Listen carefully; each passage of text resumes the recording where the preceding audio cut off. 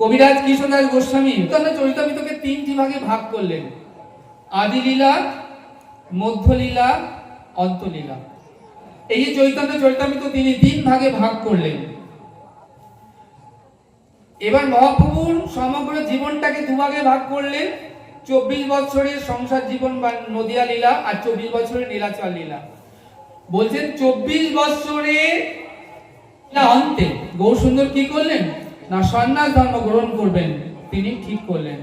যখন পিতা জগন্নাথ মিশ্র এই জগৎ থেকে অপকট হয়ে তিনি চলে গেলেন, তখন গৌরসুন্দর একদমে গেলেন। চোখের জলে বক্ষ ভেসে যাচ্ছে আজকে গৌরসুন্দরের। কেন না গৌরসুন্দর মনে মনে চিন্তা করছেন, আমি যে ধরনের দেব বলে এই জগতে এসেছি কলির জীবকে, সে ধন যতক্ষণ না দিতে পারছি ততক্ষণ কলির জীব উদ্ধারই হবে না। তাই তিনি কি করছেন, চোখের জলে বক্ষ ভাসিয়ে গৌরসুন্দর এলেন।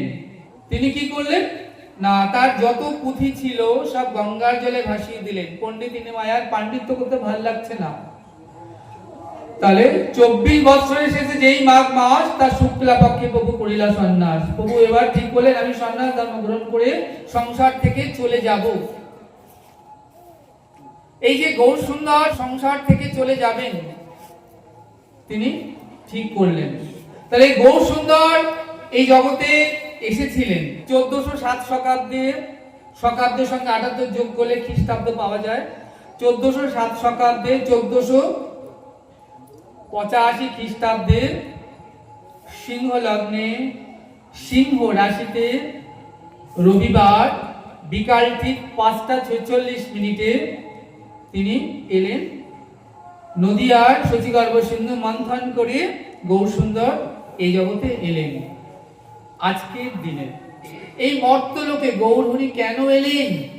আমাদের মতো কলিহত জীবকে তরাবেন বলে এলেন। তাহলে এই মৃত্যুময় জগতে এলেন গৌরসুন্দর, ওই নিত্য জগৎ থেকে আনন্দময় জগৎ থেকে এসে পড়লেন। তাহলে আমরা যদি তাকে না জানলাম, তাকে না বুঝলাম, তাহলে আমাদের জানাটাই তো বিফল হয়ে গেল। ঘরে কম্পিউটার আছে, আমি সব জানি, সারা বিশ্বকে জানলাম, কিন্তু গৌরকে জানলাম না।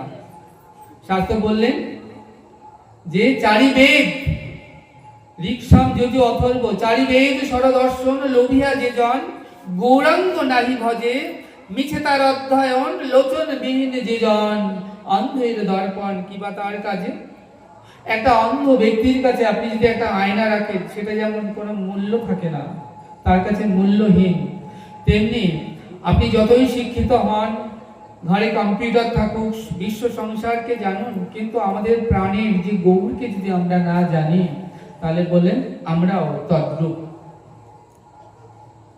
আবার বলছেন বেদ বিদ্যা কিছু না জানো তো, সে যদি গৌরাঙ্গ করে সার নয়নানন্দ ভানে, সেই তো সকলেই জানে সর্বসিদ্ধি করতলে তার। আপনি বেশি পড়ালেখা জানেন না, কম্পিউটারও নেই ঘরে, ল্যাপটপও নেই, এই পৃথিবীর খোঁজ খবর রাখেন না, কিন্তু আপনি গৌরকে জানেন, তাহলে শাস্ত্র বলছেন আপনার জানাটা সঠিক হয়েছে, আপনার জানাটা সফল হয়েছে। তাই আমাদেরকে মা, আমরা কলিহত জীব, আমাদের ভজন হচ্ছে গোড়ার ভজন। গোড়া মানে কি? গাছের গোড়া। এক বালতি জল দেওয়া হলো তোমাকে গাছটাকে পুষ্ট করবার জন্য। তুমি যদি গাছের ডাল পালায় লতা পাতায় যদি জল দিলে গাছটা কিন্তু প্রসন্ন হয় না। জলটা কি করবে? গোড়ায় ঢেলে দাও, অতি প্রসন্ন হবে। তাহলে আমাদের কিসের ভজন? না গোড়ার ভজন। তাহলে আমাদেরকে বুঝতে হবে গোড়া। তাই জন্য দিবানিশি হা গৌর বলতে হবে, হানিতাই বলতে হবে। যতদিন না নিতাই এসছে, নিতাইয়ের সঙ্গে গৌরের মিলন হয়েছে, ততদিন কিন্তু গৌরসুন্দর জীবকে প্রেমদানই করেননি। তাহলে আমাদের ভজন হচ্ছে গোড়ার ভজন। দেখুন মাঘ মাসে রামচন্দ্র এলেন, অষ্টমী তিথিতে এলেন কৃষ্ণ, যাকে বলে জন্মাষ্টমী। তাহলে কৃষ্ণ যখন এলেন রাত 12টায়, আর রাধারানী এলেন দুপুর 12টায়। তাহলে গোবিন্দের 8 আর রাধারানীর 8, 16 কলায় পূর্ণ চাঁদ কে? গৌর চাঁদ। তত্ত্বটা ধ্যান দিন। তাহলে গোবিন্দের গো, রাধারানীর রা মিলে হলো গোরা, তাই না? তাহলে এই যে 16 কলা পূর্ণ হলো গৌর চাঁদ। তাহলে আজকে থালার মতো করে আকাশে তাকিয়ে দেখুন, গৌর পূর্ণিমা আজ উঠেছে। এই যে গৌর সুন্দর তিনি যখন এলেন, আর উনি তখন কি হলো না, গ্রহণ লেগে গেল। কটা গ্রহণ লেগেছিল? 3টে গ্রহণ লেগেছিল একসঙ্গে। একটা গ্রহণ আকাশে, কারণ নিচে যে সচিমার কোলকে আলো করে গৌর সুন্দর এসেছেন, তিনি 64 কলায় পূর্ণ চাঁদ, অকলঙ্ক কৃষ্ণচন্দ্রের নদিয়ায় উদয়, আর দূরে গেল সকল আধার। তাহলে 64 কলায় পূর্ণ গৌর চাঁদ এলো সচিমার কোলকে আলো করে। আর আকাশে তখন পূর্ণচন্দ্র উদিত হয়েছে, সেটা 16 কলায়, সেটা কি? কলঙ্কযুক্ত চন্দ্র। তাহলে মহাজন বলছেন যে নিচে রয়েছে কে? 64 কলায় পূর্ণচন্দ্র গৌরচন্দ্র, তার মাথার উপরে কলঙ্কযুক্ত ওই চাঁদ শোভা দেয়? দেয় না। তাই রাহু যেন চন্দ্রকে করিলা গ্রাস। এইরকম গ্রহণ লেগে গেল। তাহলে গ্রহণ লাগলে কি হয়? গ্রহণ তো সদা সর্বদা অমঙ্গলে। গ্রহণ লাগলে কি করতে হয়? স্নান করতে হয়। তখন নবদ্বীপে কি করছেন? সবাই গঙ্গায় হরিবোল হরিবোল বলে স্নান করছেন। তাহলে আকাশে একটা গ্রহণ লাগলো, আর এদিকে কি হলো না, রায়ঙ্গে শ্যামঙ্গ মিশিয়ে 2 অঙ্গ এক করে গৌরাঙ্গ হয়ে এলো, রাধার ভাবকান্তি করিল গ্রহণ। আর নবদ্বীপবাসী হরিনাম বলতে বলতে স্নান করছেন তো গ্রহণের পরে। তাহলে সকালে হরিনাম করিল গ্রহণ। তাহলে কটা গ্রহণ হলো? সবাই হরিনাম করলো গ্রহণ, রাধার ভাবকান্তি করিল গ্রহণ, আর আকাশে লেগে গেল গ্রহণ। তাহলে 3টে গ্রহণ কিন্তু লেগে গেল এই সময়। তাই আজকে কি হলো না, এই যে গৌর সুন্দর তিনি এলেন, তিনি এসে কিন্তু আজকে আমাদের মতো কলিহত জীবের জন্য কাঁদছেন। আজ উচ্চস্বরে কাঁদে গোরা জীবেরও লাগিয়া, চেতন করেন জীবরে কৃষ্ণ নাম দিয়া। শোনো মিশ্র, কলিযুগে নাহি তপযজ্ঞ, যেজন আমার কৃষ্ণ ভজে তার মহাভাগ্য। এতই গিরে ফিরে কৃষ্ণ ভজ গিয়া, খুঁটিনাটি পরিহারি একান্ত হইয়া, সাধ্য সাধন তত্ত্ব যা কিছু দেখো হরিনামের মধ্যে আছে সকল কিছু। নাম নামই অভেদ তত্ত্ব। দেখো মায়েরা যেমন পৌষ সংক্রান্তিতে গেল, তোমরা পিঠে পুলি করো না, পাটিসাপটা করো, তো প্রথম কামড়টা দিলে কি ক্ষীরের স্বাদ পাওয়া যায়? যায় না। ক্ষীরটা পুরটা থাকে পাটিসাপটার মাঝখানে। তাহলে প্রথমে আমরা 84 লাখ জনি ধরে বিষয়কে ভোগ করছি, অর্থ বিষয় টাকা কড়ি স্ত্রী পুত্র পরিবার সংসারকে ভোগ করছি, যতবার জন্ম হচ্ছে ভোগ করছি। তাহলে বিষয়কে ভোগ করতে করতে আমরা এখন ঘুমিয়ে থাকি, ঘুমিয়ে ঘুমিয়ে ভাবি আমার কত টাকা ব্যাংক ব্যালেন্স, আমার মেয়েটা বড় হবে, আমার ছেলেটা বড় হবে, স্কলারশিপ নিয়ে বিদেশে যাবে, আমাকে কত টাকা দেবে, আমি কত সুখে থাকবো। আমরা বিষয়ের কথা সারাক্ষণ ভোগ করছি। তাহলে এই যে আমরা সারাক্ষণ ধরে ভাবছি কি বিষয়কে, আছি বিষয়ের মধ্যে, তাহলে প্রেমের যে অপ্রাকৃত দিব্য বস্তু লাভ হবে কেমন করে? বললাম একটি বস্তু, গুরু কৃপা। গুরুদেব যদি কৃপা করেন তাহলেই সবকিছু সম্ভব। গৌর সুন্দর মনে মনে চিন্তা করছেন, আমি যদি সন্ন্যাস ধর্ম গ্রহণ না করি এখনই, আমাকে যদি কলিহত জীব একবার এই সন্ন্যাস এই যে পোশাকটা দেখে যদি আমাকে একবার প্রণাম করে, তাহলে তার প্রাপ্তকৃত সকল কর্মফল বিনষ্ট হয়ে যাবে এবং তার ভক্তি লাভ হবে। তাই কি করলেন? পৌষ সংক্রান্তি রাত, নবদ্বীপবাসী ঘুমিয়ে আছেন। গৌর সুন্দর সেই শীতের রাতে তিনি ছুটতে ছুটতে চলে গেলেন নবদ্বীপে যে ঘাটটায়, সেই ঘাটটার নাম কি? নিদয়ার ঘাট। তোমরা নবদ্বীপে যাও, নিদয়ার ঘাটটা অবশ্যই একবার দেখবে। তো গৌর সুন্দর সেই শীতের রাতে যখন নবদ্বীপে নিদয়ার ঘাটে গিয়ে পৌঁছালেন, দেখলেন ঘাটে কোনো মাছবি নেই।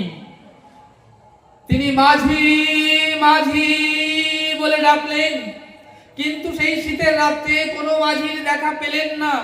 গৌরসুন্দর কি করলেন? শীতের রাত্রে ঝাঁপ দিয়ে গঙ্গা পেরিয়ে গেলেন ও পারে কণ্টক নগর, যার বর্তমান নাম কাটোয়া। কাটোয়ায় গিয়ে তিনি পিসমশাই চন্দ্রশেখর আচার্যকে বললেন যে আমি সন্ন্যাস ধর্ম গ্রহণ করব, আমার সব ব্যবস্থা করুন আপনি। এমন সময় সেখানে কেশব ভারতী এলেন। কেশব ভারতী দেখছেন গৌর সুন্দরের দিকে তাকিয়ে আছেন। আজান উলম্বিত ভুজ কনক বদৌত সংকীর্ত নৈক পিতর। মহাপ্রভুকে দেখতে কেমন? 7.5 ফুট হাইট। আজকে যদি আপনি রাস্তায় 6 ফুট হাইটের কাউকে দেখেন, আপনাকে ঘাড় উঁচু করে দেখতে হবে। 7.5 ফুট হাইট আমার গৌর সুন্দরের, হাত দুটো হাঁটুর নিচে, সোনার বরণ। মায়েরা যে সোনা পরি সেই সোনা নয়, ওটা খাদ মেশানো সোনা।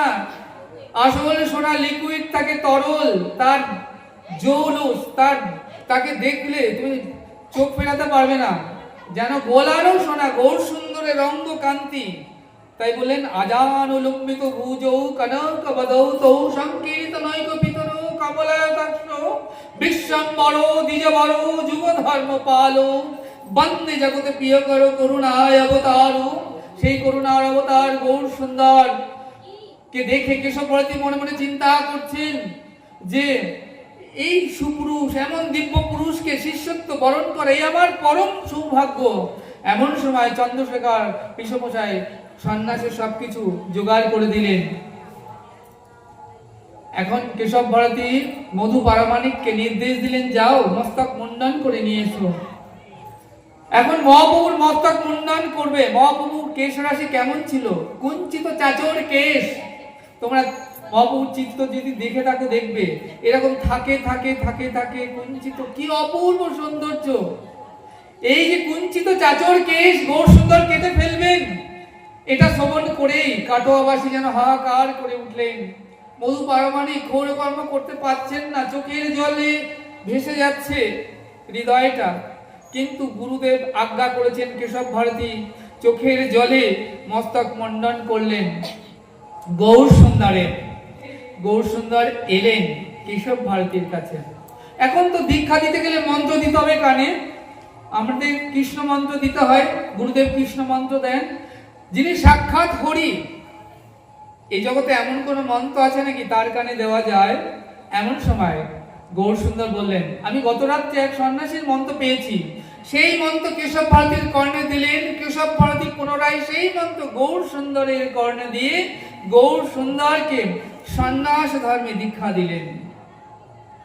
নাম হলো শ্রীকৃষ্ণ চৈতন্য মহাপ্রভু। শ্রীকৃষ্ণ চৈতন্য কাকে বলে? কৃষ্ণ নামে যিনি জগৎ কইলা ধন্য, তিনি শ্রীকৃষ্ণ চৈতন্য।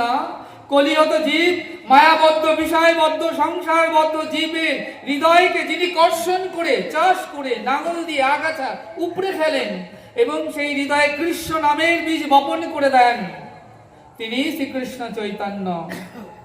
যে পোশাকটা পরে, সাদা শ্বেত ধবল পোশাকটা পরে গত রাত্রে বিষ্ণুপ্রিয়ার সঙ্গে একই শয্যায় ছিলেন গৌর সুন্দর, কেশব ভারতী এক টান দিয়ে গৌর সুন্দরের অঙ্গ থেকে পোশাকটা খুলে নিলেন, আনালেন গৌরিক বসন, হাতে কমণ্ডলু দণ্ড ধরিয়ে দিলেন। মহাপ্রভুর অঙ্গ কান্তি থেকে যেন কোটি সূর্যের প্রকাশ হলো। এই সূর্যে যেন জগতের সকল অন্ধকার বিদূরিত হয়ে গেল। অন্নপূর্ণা মহালক্ষ্মীগণ এসে গৌর সুন্দরের ঝুলিতে দান করতে লাগলেন। জগতে প্রেম সূর্যের উদয় হলো। নাম হলো শ্রীকৃষ্ণ চৈতন্য মহাপ্রভু। নিম বৃক্ষের নিচে জন্ম হয়েছিল বলে নাম নিমাই, অঙ্গকান্তি গোড়া ছিল বলে নাম গোড়া, আর দীক্ষার পরে নাম হলো শ্রীকৃষ্ণ চৈতন্য মহাপ্রভু। নীলাচলে যখন গেলেন নাম হলো নীলাচল বিহারী। এরকম গৌর সুন্দরের 100 নাম আছে কৃষ্ণচন্দ্রের মতো। কারণ গৌর তো আর কেউ না, গৌর তো সাক্ষাৎ তিনি, যিনি ব্রজে ছিলেন, তিনি নদে এলেন। ব্রজলীলা নদিয়া লীলা আলাদা আলাদা লীলা নয় রে। উপরেতে ভাসে ব্রজলীলা, নিচেতে নদে লীলা। যিনি ডোবে তিনি নদিয়া লীলা পায়রে। তুমি জলের উপরে সাঁতার কাটো, সাগরে গিয়ে সাঁতার কাটো, ভাসো, কিচ্ছু পাবে না। মণিমুক্ত কোথায় থাকে? তলে থাকে। তাহলে তল থেকে মণিমুক্ত করতে গেলে ডুবুরি হতে হবে।